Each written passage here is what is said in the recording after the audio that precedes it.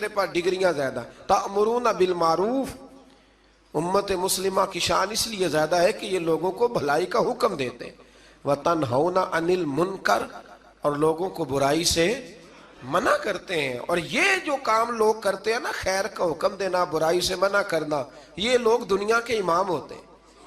اب ہمارے ہاں کیا ہوتا ہے، ایک سازش ہوتی ہے.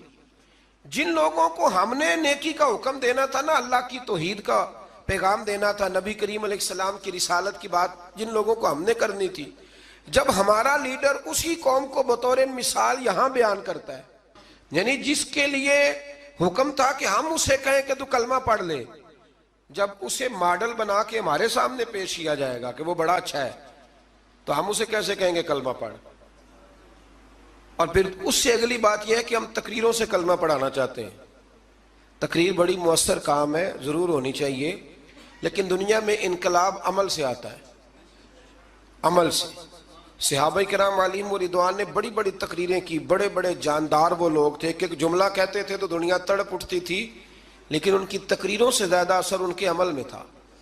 حضرت باجزید بسطامی رحمۃ اللہ علیہ کا زمانہ تھا، تو ایک یہودی اور مسلمان کی دوستی تھی. تو اس یہودی نے مسلمان سے کہا کہ یار ہماری بڑی دوستی ہے تو دوستی پکی رہنی چاہیے. تو مسلمان کہنے لگا بالکل پکی رہے گی، میرے دل میں بھی بڑے دنوں سے خواہش تھی کہ دوستی پکی ہو جائے. تو کہا کیسے پکی ہو سکتی ہے؟ تو مسلمان کہنے لگا تو کلمہ پڑھ لے دوستی. تو وہ یہودی کہنے لگا یار ناراض نہ ہونا، میں نے 2 اسلام دیکھے، کون سے والے اسلام کا کلمہ پڑھو؟ اس نے کہا 2 اسلام. کہنے لگا ایک اسلام تیرا ہے، ایک حضرت باجزید بسطامی کا ہے. میں اور تو اکٹھے رہتے ہیں، نماز کا وقت ہوتا ہے تو بھی بیٹھا رہتا ہے، میں بھی بیٹھا رہتا ہوں نماز. اور ادھر اگر شراب کی مجلس چلتی ہے تو میں جاتا ہوں، تو معاذ اللہ تو بھی چلا جاتا ہے. اگر کوئی فحاشی اور یعنی کا کام ہے میں جاتا ہوں تو بھی چلا جاتا ہے. تو اگر ایک لفظ ہی مجھ سے کہلانا ہے، ایک جملہ ہی کلمے کا، تو میں کہہ دیتا ہوں. لیکن اگر تو مجھے اس اسلام کی دعوت دیتا ہے نا جو حضرت باجزید بسطامی کا ہے، حضرت باجزید بسطامی کا بھی ایک اسلام ہے. وہ شخص اٹھتا ہے تو پتہ چلتا ہے کہ مصطفیٰ کا غلام ہے، وہ بیٹھتا ہے تو پتہ چلتا ہے یہ کسی کا بنا ہوا ہے، یہ رکتا ہے، آتا ہے، جاتا ہے تو اس کے وجود سے شعائیں چھلکتی ہیں. محسوس ہوتا ہے کہ اس پر رنگ اپنا نہیں، اس پر محمد عربی کا چڑھایا ہوا رنگ ہے، تو نظر آتا ہے. تو اگر وہ والا اسلام ہے تو میں قبول کرنے کو تیار ہوں، مجھے پڑھاؤ کلمہ. دیکھیں نا، ایک شخص سے میں نے کہا کہ تو سر پہ پگڑی باندھ لے، اور میں نے باندھی نہیں ہوئی، تو فوراً اس کے دل میں خیال آئے گا کہ اگر اتنی اچھی ہوتی تو آپ بھی تو باندھتے نا. یعنی وہ آدمی جو بزنس میں جھوٹ بول رہا ہے اور درجنوں جھوٹ بولتا ہے، وہ جب کسی کو سچ بولنے کا مشورہ دیتا ہے تو سامنے والا اس پہ ہنستا ہے، وہ کہتا ہے یار تو نہ ایسے کر، تجھے تو میں اچھی طرح جانتا ہوں تو کیا کہتا ہے. تو اللہ تبارک و تعالیٰ نے اس آیہ کریمہ میں ہمیں سمجھایا ہے. ارشاد فرمایا جا رہا ہے کہ تم بہترین امت اس لیے ہو کہ لوگوں کو بھلائی کا حکم دیتے ہو اور برائی سے روکتے ہو، منع کرتے ہو. اللہ تعالیٰ ہمیں سمجھنے کی توفیق عطا فرمائے. اگلے رکوع میں اللہ تبارک و تعالیٰ نے ارشاد فرمایا کہ بے شک جن لوگوں نے کفر کیا ہے نا، قیامت کے دن اپنا سارا مال دے کے، اپنی ساری جائیداد دے کے بھی اگر وہ جان چھڑانا چاہیں گے تو ان کی جان چھوٹے گی. وہ دوزخی ہیں تو دوزخ میں ہمیشہ ہی رہیں گے. دنیا کا مال قیامت کے دن کام نہیں آئے گا. تو بالکل اس سے متصل اللہ کریم نے پھر حکم دیا کہ کوئی چیز کام آنی ہے تو ابھی سے خرچ کر لو اللہ کے راستے میں. مطلب ہمیں امید ہوتی ہے کہ میرا بچہ پڑھ کے بخشوائے گا، میرے نام پہ خیرات کرے گا، تو میاں جتنی تو نے کی ہے اپنے لیے اتنی اس نے کرنی ہے نا. تمہیں پتہ ہی ہے نا تو نے کیا دیا ہے، تو آپ میرا اور آپ کا بیٹا ہی ہے نا. تو اللہ تبارک و تعالیٰ نے یہاں حکم ارشاد فرمایا کہ خود اپنے لیے کر لو جو کچھ کرنا ہے. اور پھر ایک اور عادت یہاں اللہ کریم نے انسان کی بیان فرمائی اسی پارے میں. ارشاد فرمایا کہ اسے تھوڑی سی خوشی ملتی ہے تو راضی ہوتا ہے، اور ذرا سی تکلیف پہنچتی ہے تو شکوے کرنے لگ جاتا ہے. میں اکثر کہا کرتا ہوں کہ جو نعمتیں بن مانگے مل گئی ان کا شکریہ کوئی نہیں، اور جو نہیں نہ ملی ہوئی اس کا رونا ہے. یعنی ایک شخص کے پاس سارا کچھ ہے، بیٹیاں بھی ہیں، جائیداد بھی ہے، مکان بھی ہے، اور تندرستی بھی ہے، علم بھی ہے، بیٹا کوئی نہیں، تو اس سے جب بھی آپ ملیں گے نا تو کہے گا دعا کرو اللہ مجھے بیٹا دے دے. تو خدا کے بندے باقی نعمتوں کا بھی تو ذکر کرنا جو اللہ نے دی ہوئی ہے. میں کہا کرتا ہوں کہ 360 ہڈیاں وجود میں ہیں، تو جس کا گھٹنا درد کرتا ہے نا، آپ اس سے پوچھیں نا کیا حال ہے، تو 359 کا ذکر نہیں کرتا. وہ جو 60ویں درد کرتی ہے اسی کا نام لیتا ہے، کہتا ہے یہ گھٹنا ٹھیک ہو جائے تو باقی ساری خیر ہے. تو اللہ فرماتے ہیں ذرا تکلیف دیں تو یہ شکوے کرنے لگتا ہے. زندگی اپنے رب کے حوالے کر دیں، سکھی ہو جائیں گے. آپ یقین کریں، ویسے بھی جان اسی کی ہے، اسی کی ہے. ہم تو اپنی مرضی سے مر بھی نہیں نہ سکتے. اپنی مرضی سے مرے تو خودکشی حرام ہے، اس کی مرضی سے مرے تو وہ شہادت کا درجہ عطا کر دیتا ہے. وہ کہتے ہیں تم مار ہی نہیں سکتے چونکہ مرے جو میری مرضی سے ہو، لہٰذا اس کے سپرد کر دیں. آگے اللہ تبارک و تعالیٰ نے نا جنگ احد میں مسلمانوں کے ساتھ جو معاملہ پیش آیا نا، بظاہر مسلمان تھوڑا سا پیچھے ہٹے، کفر کو وقتی طور پر غلبہ ملا. یہ ذرا تھوڑے تھوڑے مسلمانوں کے حالات خراب ہوتے ہیں تو لوگ پریشان ہو، شاید یہ ہمیشہ کے لیے. ایسا نہیں ہے، بلکہ جہاں بھی آپ پیچھے جاتے ہیں نا، جو آدمی پیچھے جایا کرتا ہے نا وہ تیز دوڑنے کے لیے جایا کرتا ہے. جب وہ پیچھے جاتا ہے تو اس کا مطلب ہے اب تیز دوڑ کے آئے گا، یہ یاد رکھیں. اور جب آپ سمجھے نا کہ گھٹن زیادہ ہو گئی ہے تو پھر سمجھ لیں اب آندھی بھی تیز ہی آئے گی. یہ اصول ہے. اگر کبھی آزمائش زیادہ آتی ہے تو پھر اللہ آسانی بھی زیادہ عطا فرماتا ہے. تو مسلمانوں کو ذرا کمزوری ہوئی تو پریشان ہو گئے، تو رب کریم نے فرمایا پریشان نہ ہو، وہ وقت نہیں تمہیں یاد والا قد نصرکم اللہ ببدر وانتم اذلہ، جب ہم نے تمہاری بدر میں مدد کی تھی حالانکہ تم کمزور تھے. اب تو تم ہزاروں میں ہو تو 313 تھے، رب نے تمہاری مدد فرمائی تھی. فرمایا احد میں اگر مشکل آ گئی ہے تو پریشان نہ ہو، اللہ اگلے میدانوں میں بھی تمہاری ضرور مدد فرمائے گا. پھر اسی پارے میں اللہ کریم نے نا دوڑنے کا حکم دیا ہے. فرمایا دوڑو. کس طرف؟ فرمایا وَسَارِعُوا إِلَىٰ مَغْفِرَةٍ مِّن رَبِّكُمْ، دوڑو دوڑو دوڑو اپنے رب کی بخشش کی طرف دوڑو. اور کدھر دوڑو؟ فرمایا وَجَنَّةٍ أَرْضُهَا السَّمَاوَاتُ وَالْأَرْضُ، اس جنت کی طرف دوڑو جس کی صرف چوڑائی زمین اور آسمان کے برابر ہے. اللہ کریم نے چوڑائی بتا دی. فرمایا جنت کی چوڑائی اتنی ہے جتنے زمین و آسمان ہے. تمہیں چوڑائی بتا دیا، باقی لمبائی کا حساب کرتے رہنا.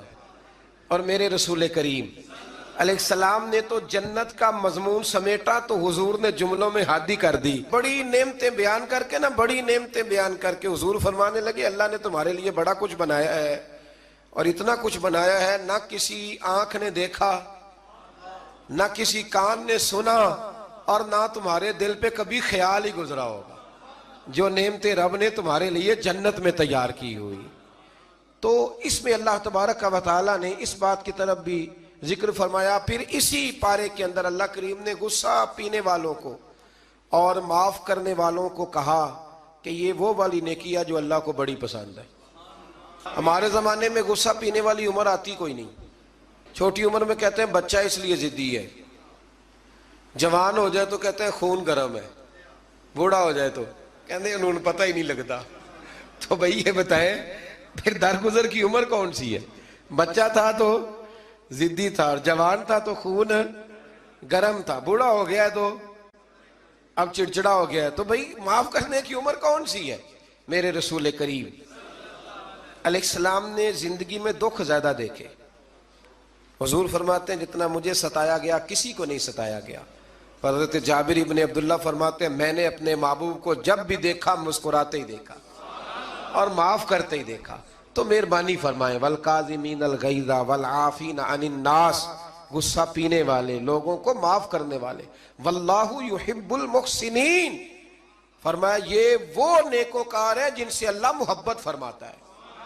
غصہ پینے والوں اور معاف کرنے والوں سے اللہ محبت فرماتا ہے. پھر آگے انہی آیات کے اندر اللہ تبارک و تعالیٰ نے مسلمانوں کو یہ حکم دیا ہے کہ جب تم سے کوئی غلطی ہو جائے، جب تم بھول جاؤ تو پھر تم اپنے رب کی بارگاہ میں معافی مانگو، اور جب تم معافی مانگو گے اللہ تبارک و تعالیٰ اپنے فضل سے تمہیں معاف فرما دے گا. پھر اللہ تبارک و تعالیٰ نے بڑی شرح و بسط کے ساتھ اس بات کا ذکر فرمایا تفصیل کے ساتھ. احد کے اندر جب لوگ پریشان ہوئے تھے تو وہ شدید آزمائش کا شکار تھے، تو مالک کریم نے انہیں تسلی دی. فرمایا یہ تمہاری آزمائش وقتی ہے، آنے والے وقت میں اللہ تمہیں کامیابیاں ہی عطا فرمائے گا۔ احد کے بعد پھر جتنا بھی جہاد ہوا سب میں میرے رب نے کامیابیاں ہی عطا فرمائی۔ پھر اسی پارے میں اللہ تبارک و تعالیٰ نے آیت نمبر 159 کے اندر رب کریم نے نبی کریم علیہ السلام کی سیرت کا ایک خاص پہلو بیان فرمایا ہے۔ حضور کی سیرت کا، زندگی کا ایک خاص عنصر بیان کیا، اور اللہ کریم نے فرمایا محبوب اللہ کی کیسی رحمت ہوئی کہ آپ اپنے غلاموں کے لیے نرم دل ہو گئے۔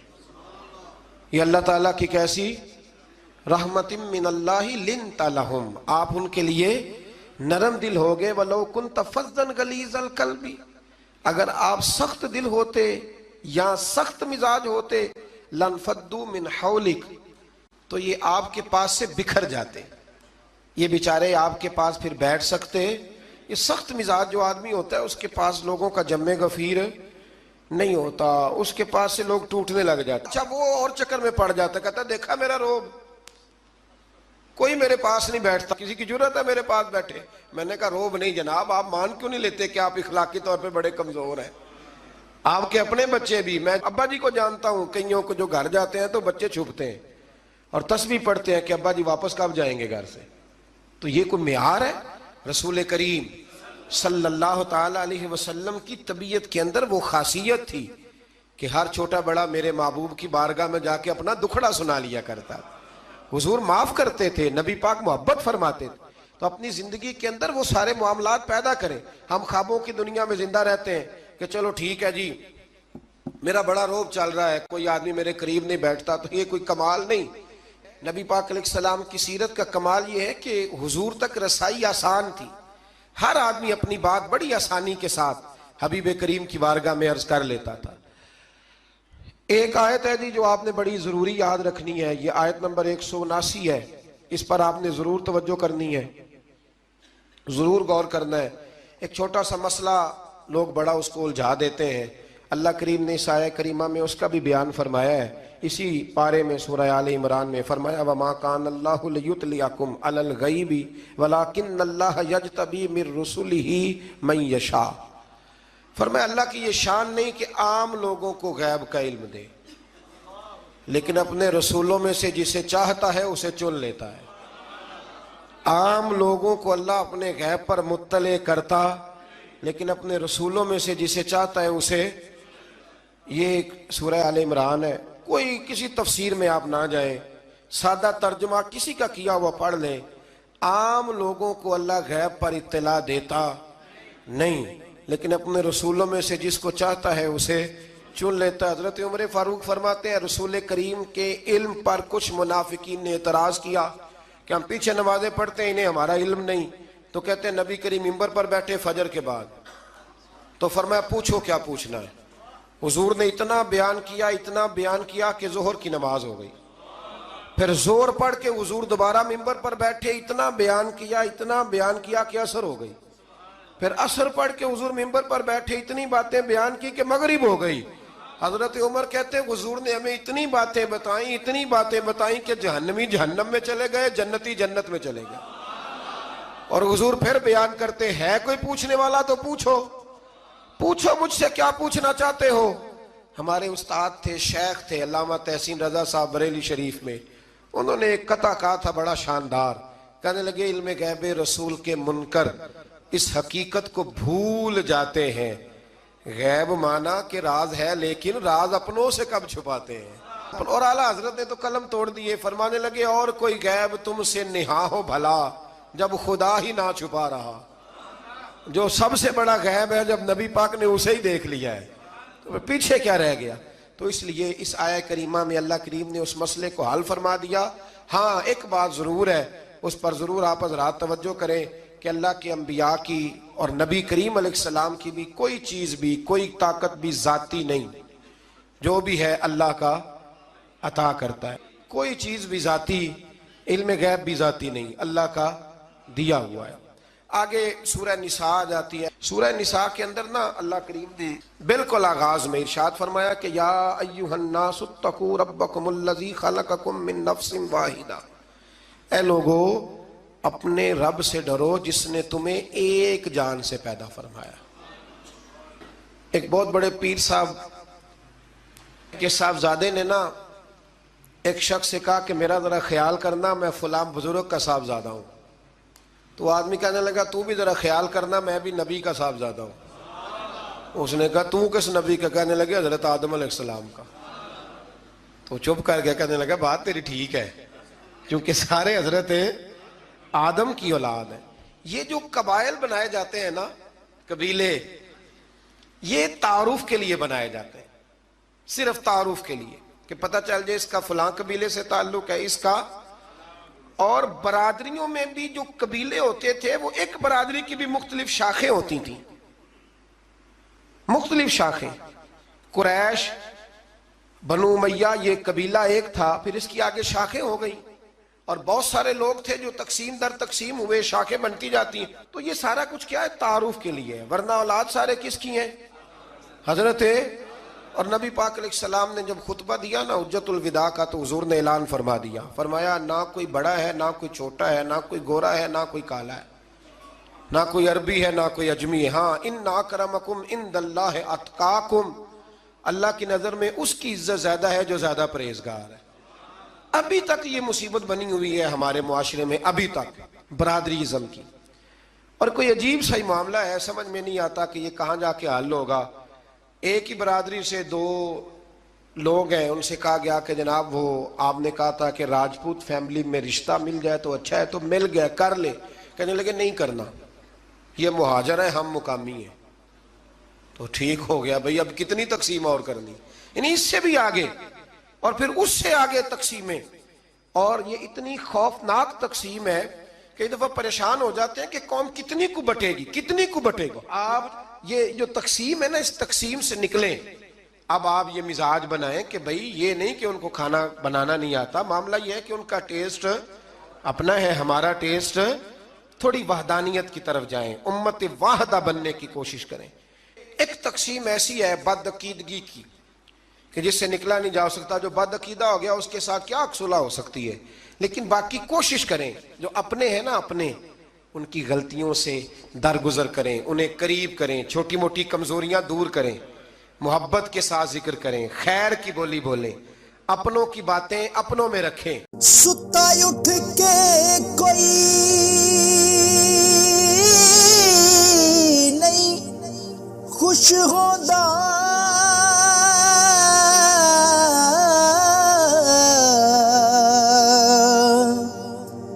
بڑے ستے جگا کے میں ویکھیا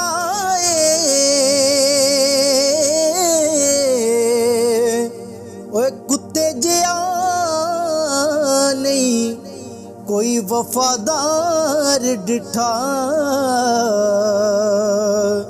تے ٹکر سکا بھی پا کے